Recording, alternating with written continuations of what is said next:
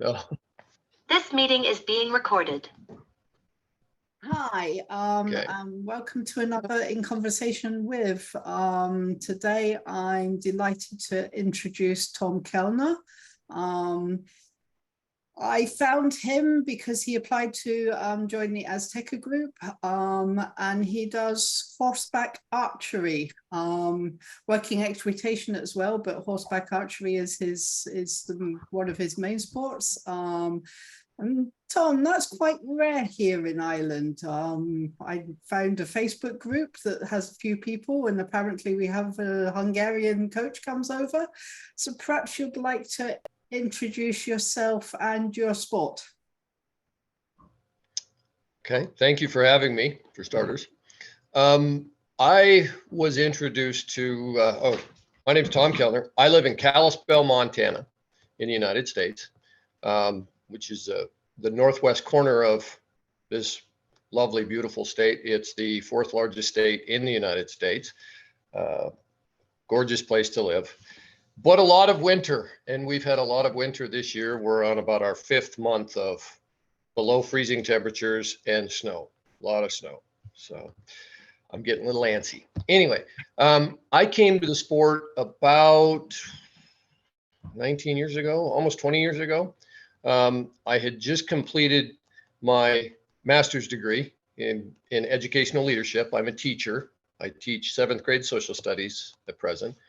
But I got my master's degree done in a little under a year, and my wife saw an ad at a local feed store for a horseback archery training clinic. So I did it, and I'd been doing horses all my adult life, and decided I needed a break from some stuff. So I signed up for it, and I fell in love with it.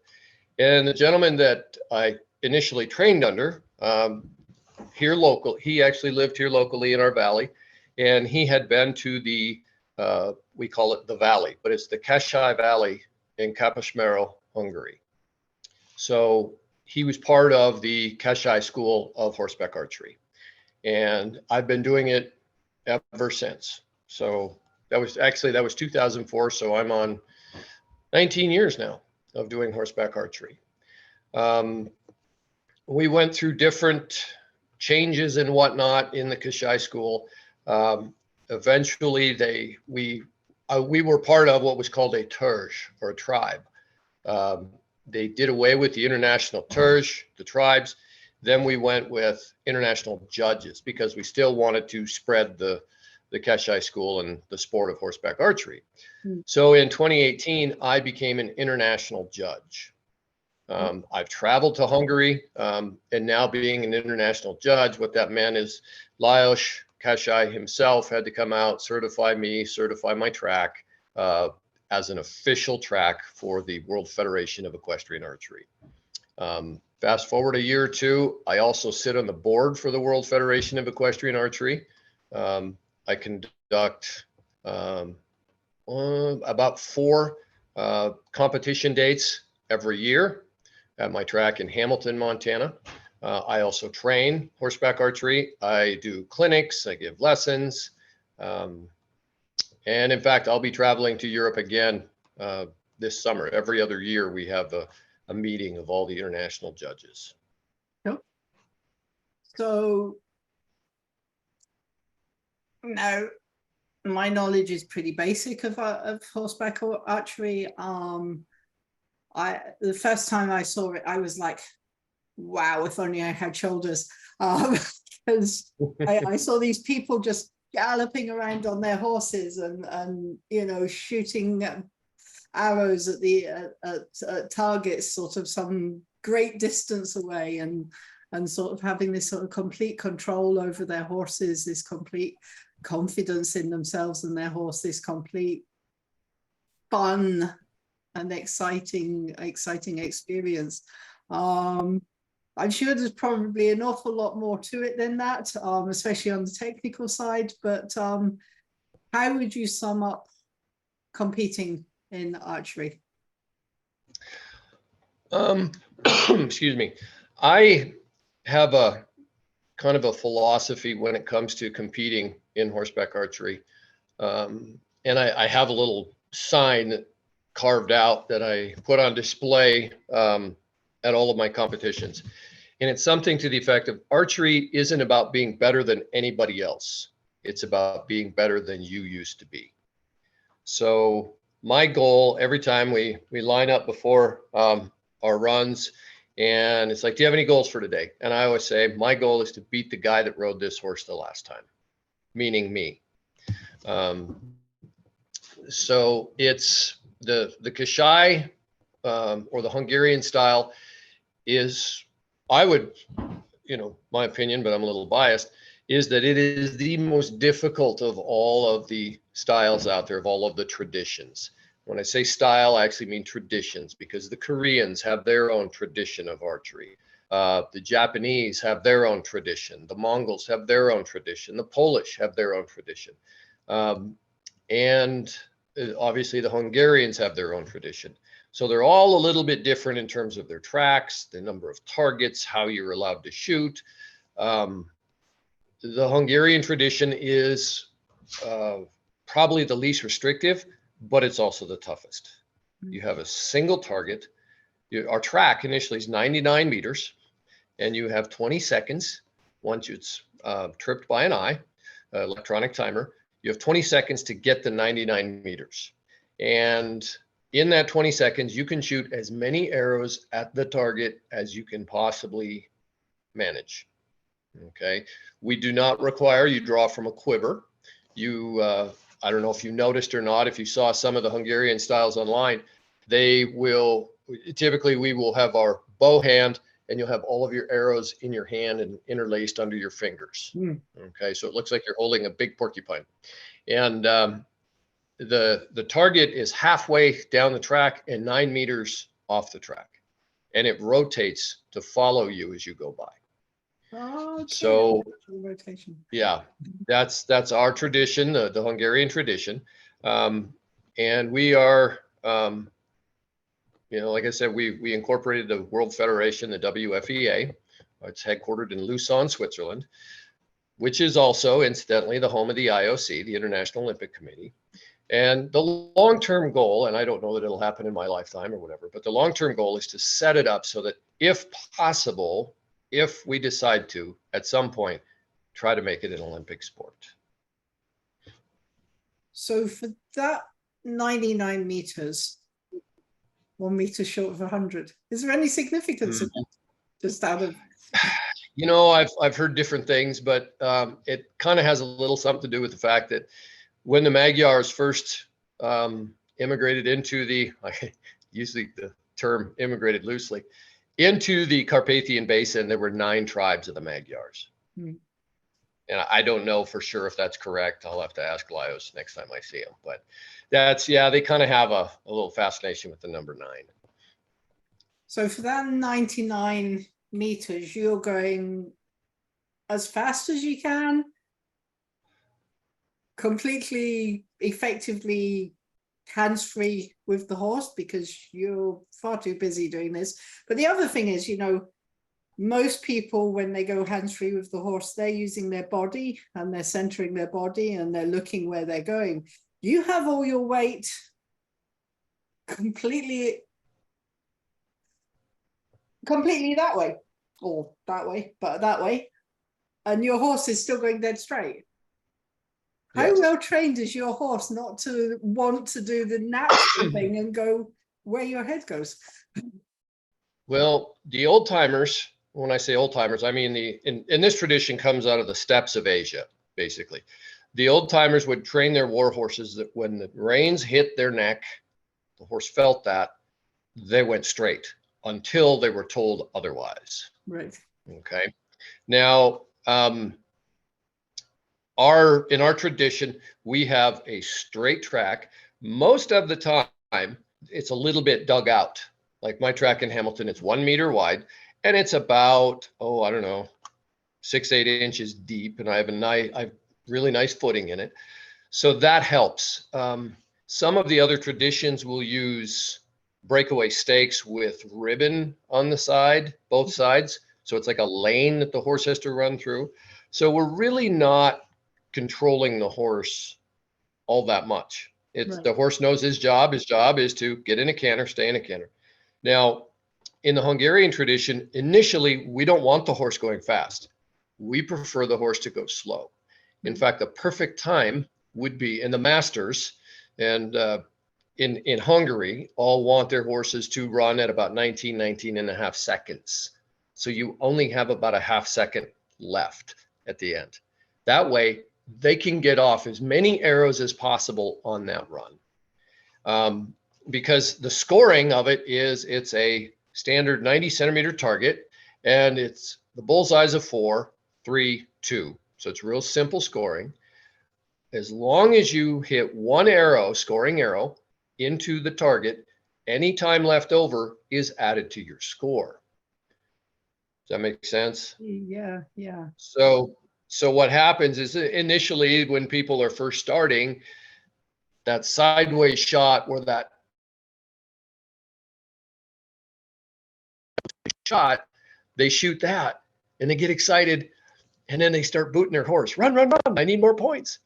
I definitely discourage that and try to get folks to, no, we want the steady, even cadence of a good collected 3-beat canter.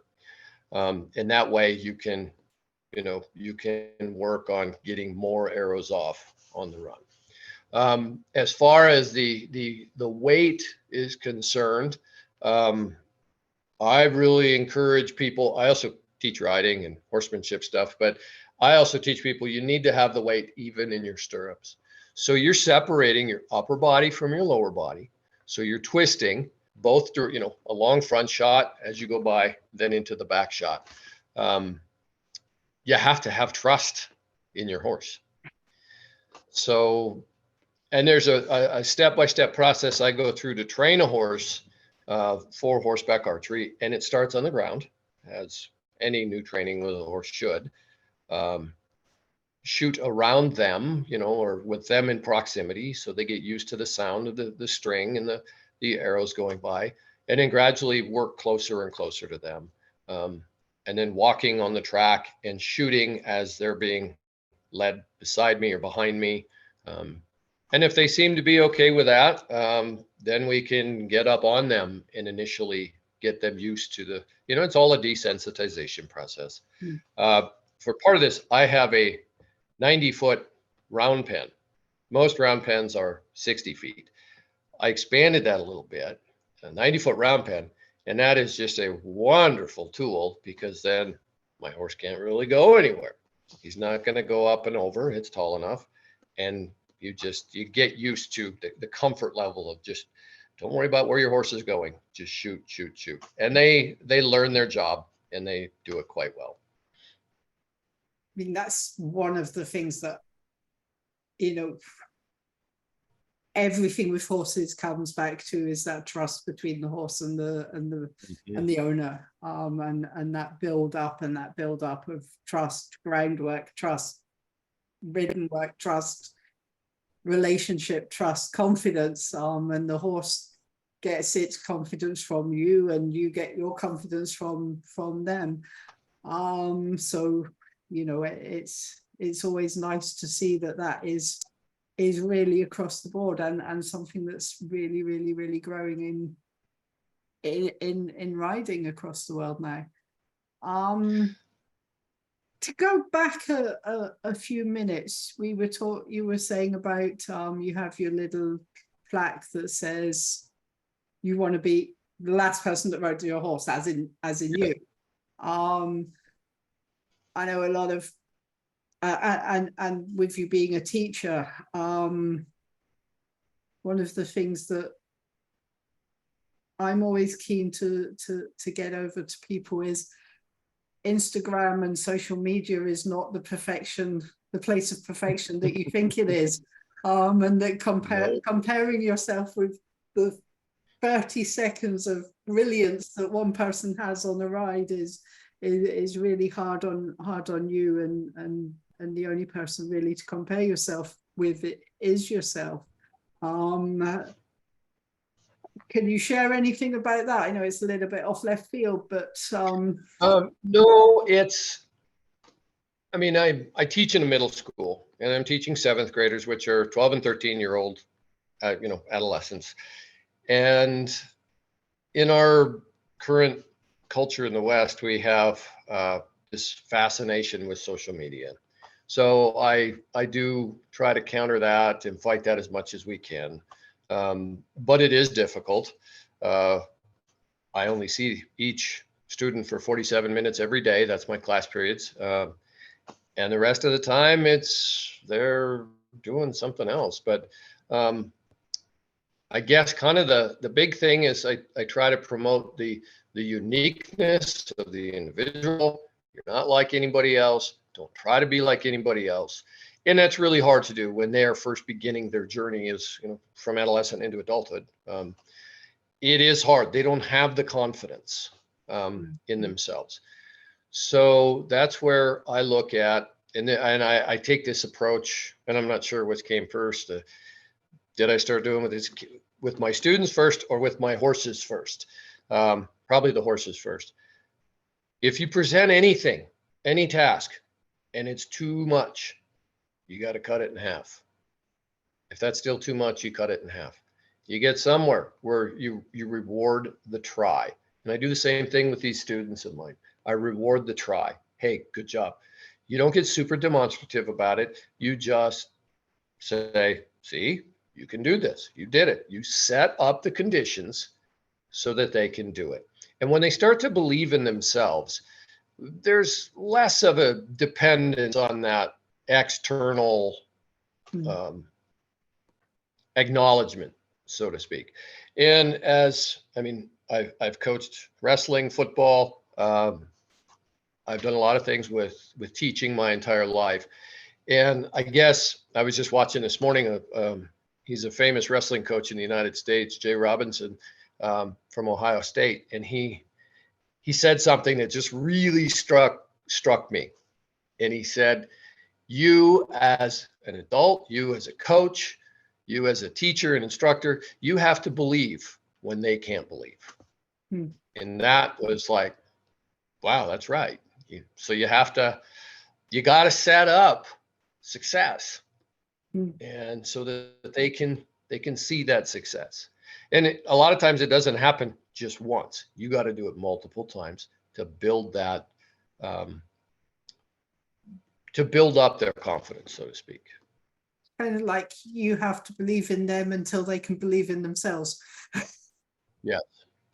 They'll catch up some stage. But until then, it's like we as adults have to give that help towards them, and each little step is a great little step for their slow building up. But are there many? And as a riding coach and a teacher, it never ceases to amaze me how many adults we have to do this with.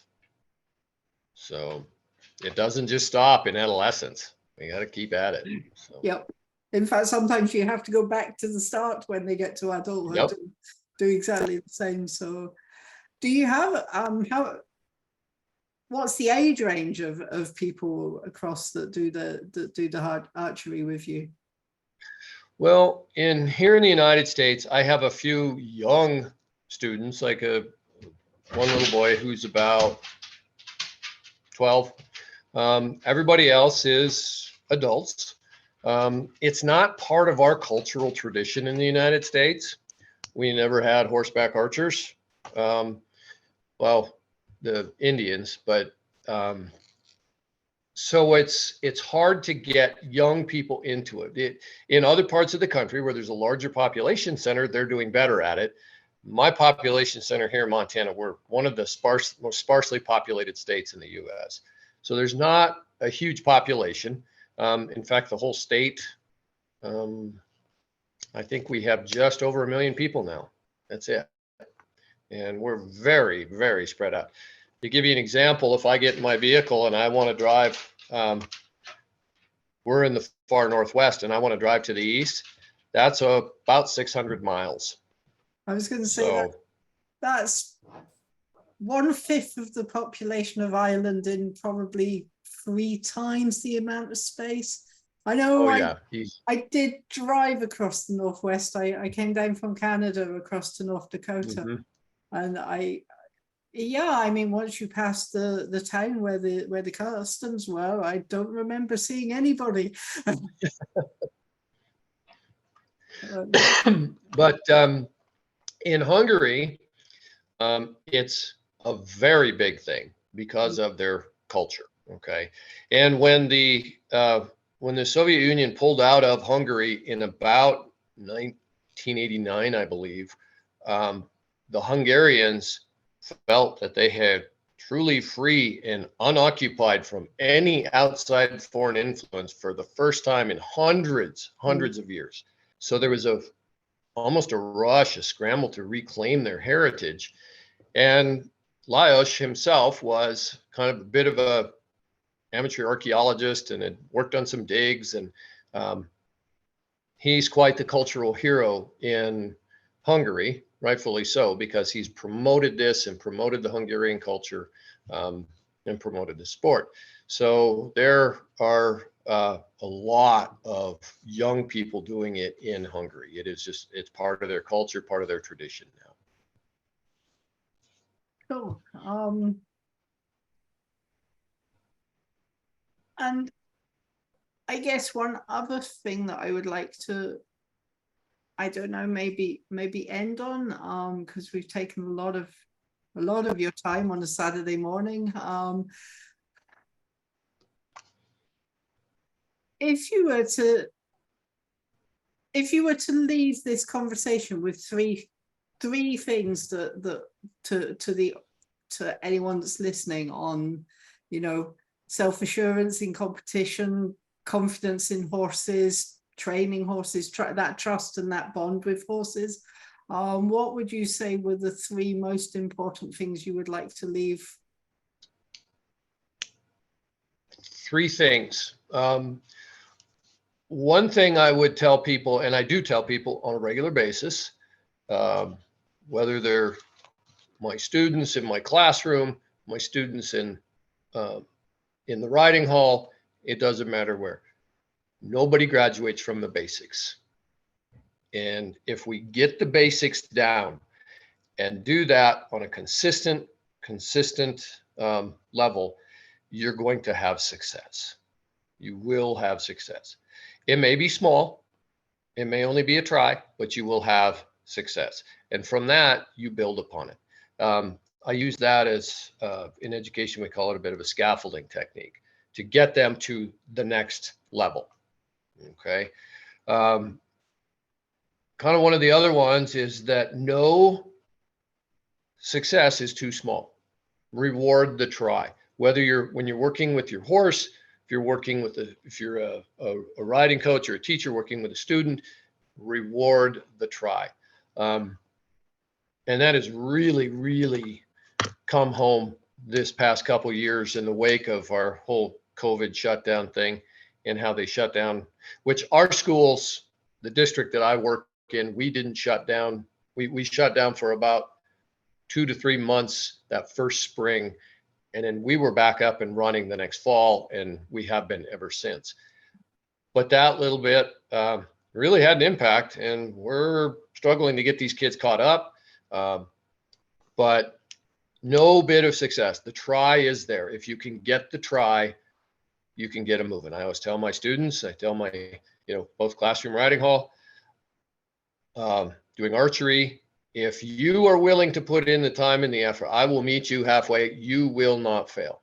I'll see that you succeed. Okay.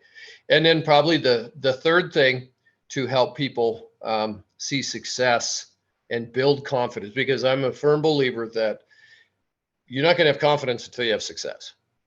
And if I want somebody to be very confident, I'm going to set it up so they succeed. And that is, it's the little things matter. There's no big, huge aha moment. There's a gentleman wrote a book. I'm still partway through it, called Atomic Habits. It's the little movement. It's the little things, day in, day out. If you set those up and you do them every single day or every single time, you're going to develop a pattern of success. So that's kind of how I look at it. Yeah, the 21 days to change a habit and the 90 days to solidify it. Yep, absolutely. And without those, if we're kind of, you're meandering around without a rudder, and it's hard to get anywhere. So.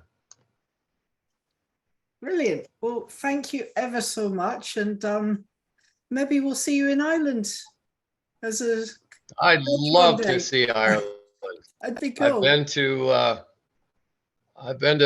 Germany. I've competed in Germany and Luxembourg, Hungary. I would love to see the British Isles. That would be fantastic. So, and I could come and teach archery. Absolutely. Absolutely. I'm just going to shut the recording down. Thank you ever so much.